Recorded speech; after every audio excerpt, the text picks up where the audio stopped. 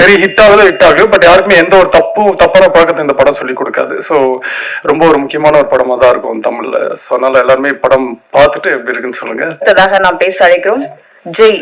இது வெறும் பெயர் அல்ல, வெற்றியின் அடையாளம். இவ்வுலகில் காதல் இருக்கும் வரை இவர் பெயரும் இருக்கும். கடல் அளவு சோகமும் காதல் இல்லாத வருத்தமும் துளியும் இல்லாமல் தனிமையின் சுவாரஸ்யத்தை இதய ஊஞ்சல் கட்டி கடவெல்லாம் பேரழகின் பெரும் வெட்கத்திற்கு காத்திருக்கும் முரட்டு சிங்கிள் ஜெய் அவர்களை பேச அழைக்கிறோம். வந்திருக்க மீடியா பீப்புள் அண்ட் தமிழ்நாட்டு மக்கள், தமிழ் மக்கள் எல்லாருக்குமே வணக்கம். ரொம்ப முக்கியமான விஷயம் சொல்லணும்னா, இந்த படம் வந்து ஃபர்ஸ்ட் சொல்லும் போது நான் கேட்டேன், சத்யராஜ் சார் படம் பண்றேன்னு சொல்லிட்டாரா அப்படின்னு கேட்கும் போது சார் வந்து ஆமா அப்படின்னாங்க.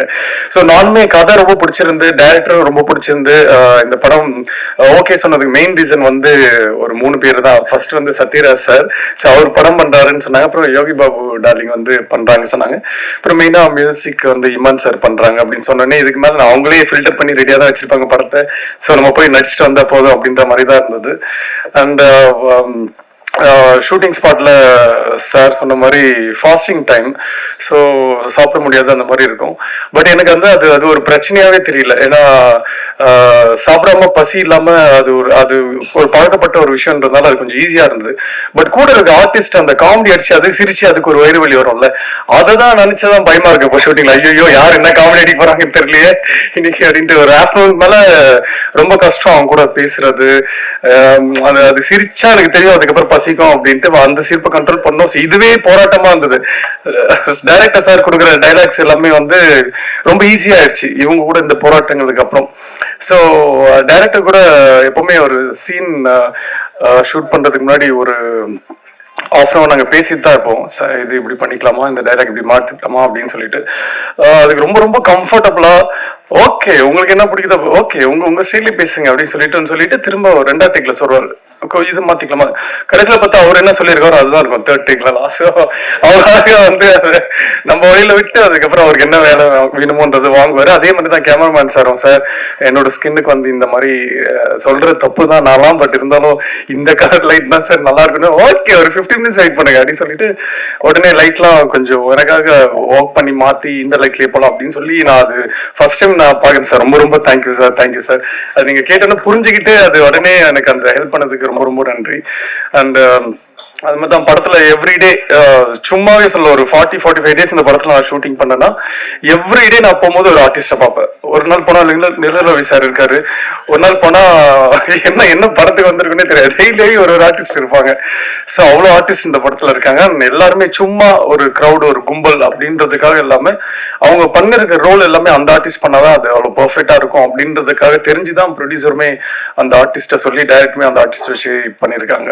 ஸோ இந்த படத்தை பத்தி நாங்க சொல்றதை விட நீங்க பார்த்துட்டு நீங்க சொல்லுங்க. பட் பர்சனலா கேட்டா எனக்கு படம் வந்து இந்த மாதிரி படம் இப்போ இருக்கணும். ஏன்னா எல்லாமே கொஞ்சம் பிளட் அந்த மாதிரிலாம் இருக்கு. ஸோ நடுவில் எப்படியும் ஒரு படம் ஃபேமிலியா ஒரு ஜாலியா ஒரு சிரிச்சுட்டு தேட்டரை விட்டு வரும்போது எதுவுமே பாரமே இல்லாம முடிஞ்சா இருக்கிற பாரம் கொஞ்சம் இறக்கி வச்சுட்டு வர மாதிரி இருக்கிற படங்கள் பண்ண ரொம்ப ஆசை. ஸோ அந்த மாதிரி தான் இந்த படம் அமைஞ்சது.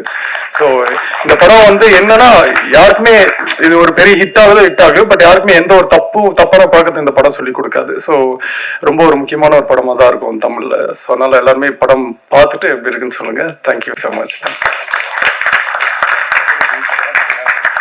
தேங்க்யூ ஜெய். கிளைகள் பல இருந்தும் வேர்கள் ஒன்றாக இருக்கும் மரம் போல மனித வாழ்வு. இந்த வாழ்க்கையை அழகாக்க உள்ள படம் பேபி அண்ட் பேபி. படக்குழுவினருக்கு வாழ்த்துக்களோடு இவ்விழாவில் கலந்து கொண்ட அனைவருக்கும் அன்பும் நன்றியும். Thank you so much. இப்போது படக்குழுவினரோட ஒரு குரூப் போட்டோ எடுத்துக்கலாம்.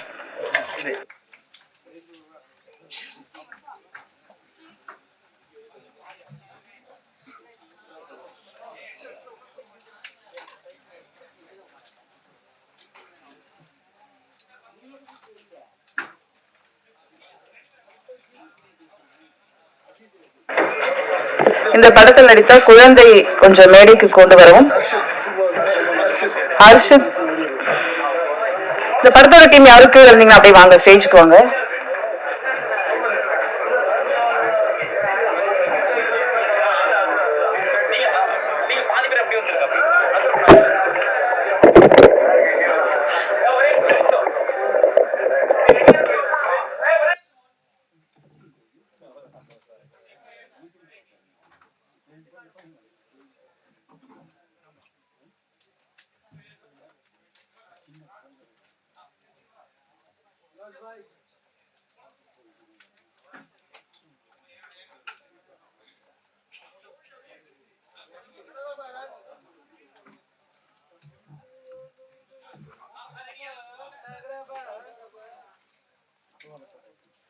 That's the problem.